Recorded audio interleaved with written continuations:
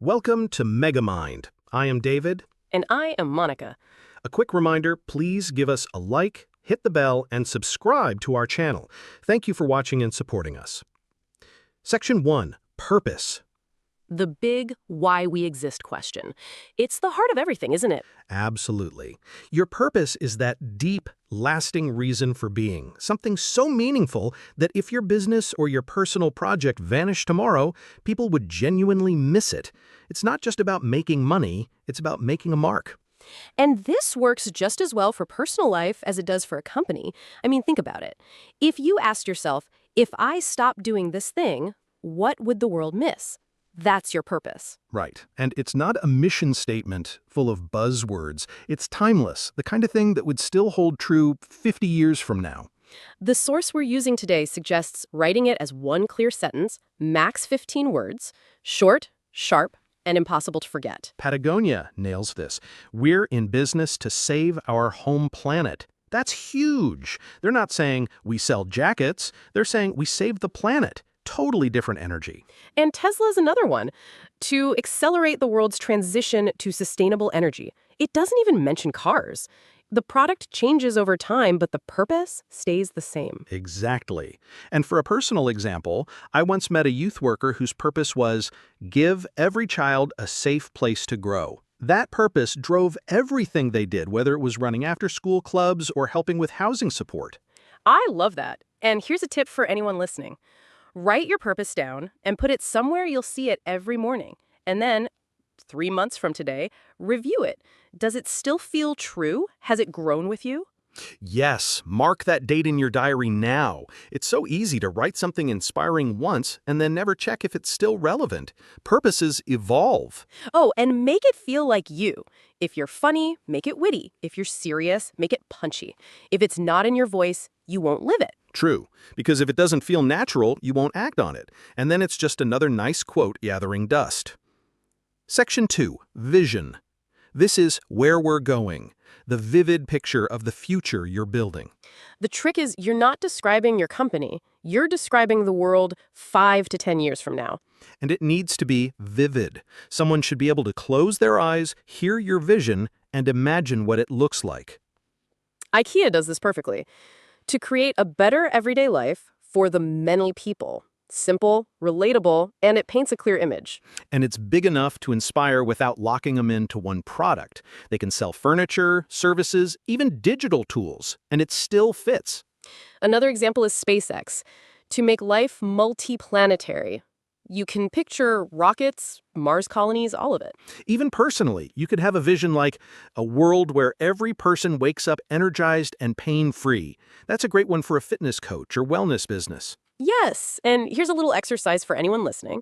Describe your perfect world in one paragraph. What's happening? Who's there? How does it feel? That's the starting point for your vision. And once you have it, keep it alive. I recommend setting a yearly reminder, maybe at the start of each year, to review and refresh your vision.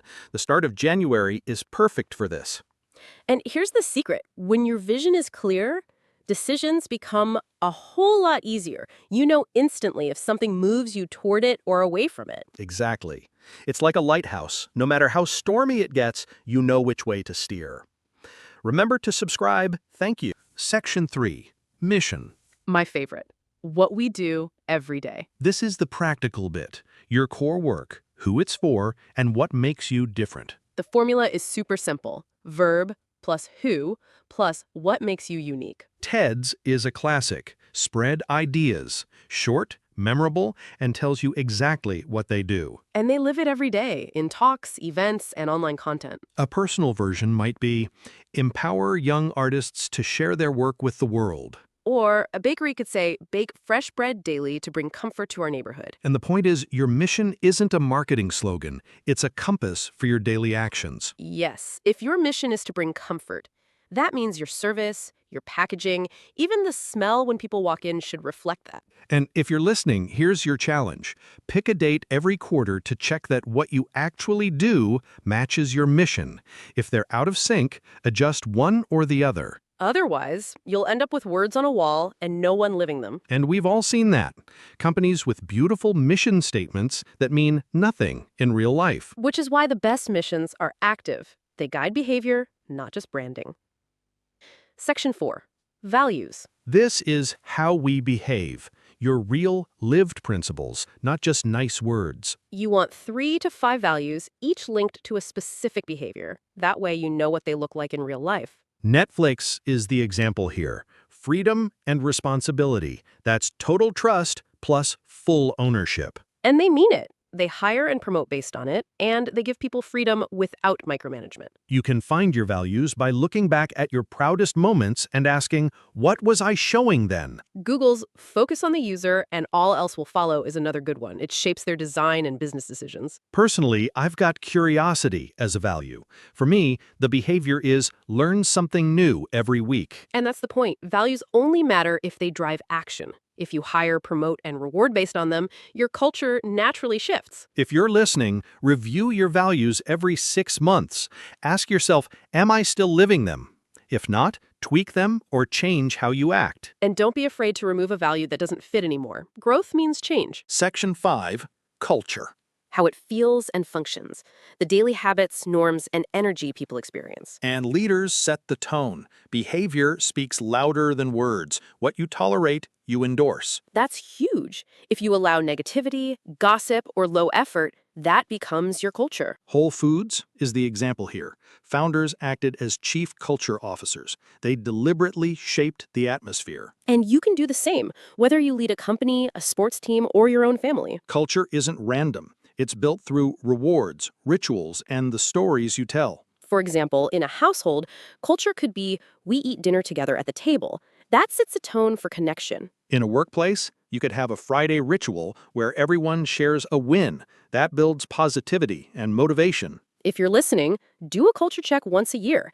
Ask people, what's it like to be here? The answers might surprise you. And be ready to act on what you hear. Good cultures need maintenance. So, there we have it. Purpose, vision, mission, values, and culture.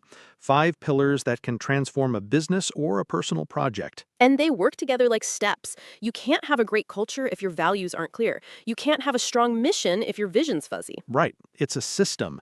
And once you set it up, you just need to keep it alive. If you're watching this, here's a challenge. Focus on one pillar each week for the next 5 weeks. In just over a month, you'll have a much clearer strategy. And remember, these aren't just words. They've got to be lived. That's the real magic. Drop your comments below and subscribe to our channel. David and I are personas we use to make our content more engaging and relatable. We're not affiliated with any organization or product mentioned. Our discussions are just for inspiration and entertainment, not professional advice. Always think for yourself, take what works for you, and make your own decisions. See you next time. See you next time.